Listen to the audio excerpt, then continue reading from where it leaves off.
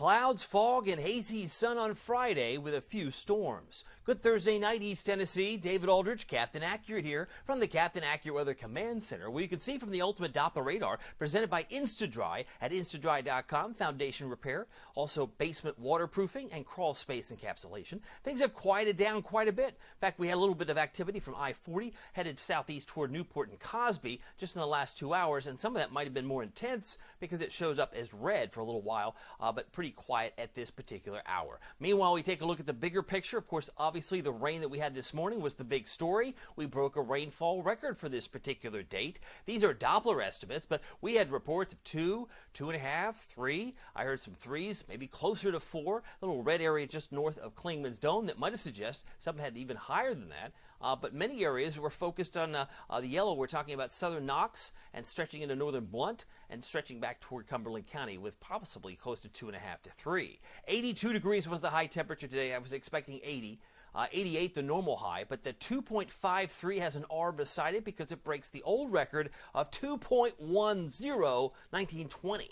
That record for 1920, that's a long time. It's been on the books, but now it's going to be replaced with the 2.53 for the 10th of August for 2023. Amazing stuff, but 88, the normal high for this time of year. We hit 84 in Oak Ridge, but some, like Kingston, like Wartburg, and Crossville, never got out of the 70s today. It was 80 today in Newport in Cock County. So those are just a few samples of the high temperatures around the region. It was 88 in Chattanooga today, 87 in Atlanta, and 81 in Memphis. Here are the headlines. Fewer storms tomorrow. That's good news. Even fewer still on Saturday. Just some spotty storms expected on Saturday. And some scattered storms, 40% chance return on Sunday. That's my expectation. Now, we talk about severe weather quite a bit because even at this time of the year, you think that it wasn't August, you think it was maybe April. We've had so much strange downpours, severe winds, events, all sorts of things going on this August.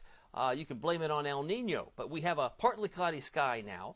Think of it more of a mostly cloudy sky later tonight with some patches of dense fog that may develop while you sleep. Meanwhile, tracking the clouds, there's more of that down towards, say, Tupelo and south toward Mississippi. Really not an issue here at the moment. Meanwhile, the Friday risk would be travelers headed to Chicago, St. Louis. This is the area that could find scattered severe storms tomorrow. That's including Kansas City, Minneapolis, St. Paul.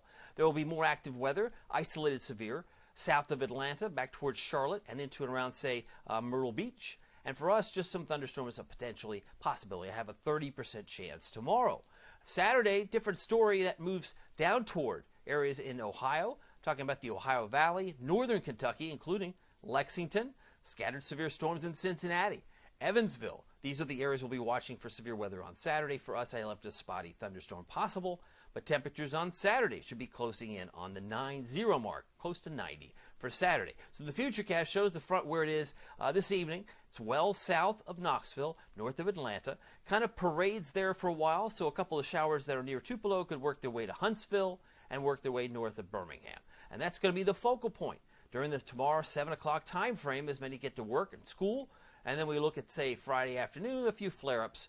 I left a 30% chance tomorrow. Doesn't look all that impressive, but the chance is still there. It's not zero. And you can see by Saturday, we're even hard-pressed to find some green at midday. You have to squint to see a few areas of green, but there's a potential shower storm on Saturday. I think the chance is better on Sunday because this cold front comes back and is closer to home. So we'll have the opportunity to see that triggered during the course of Sunday. So I left Sunday 40% chance. So let me get to the forecast. For today, we didn't hit 80, we hit 82. I could skip that. But I can tell you tonight, we're going to be dropping down to about 67 degrees. That's 1 degree below normal.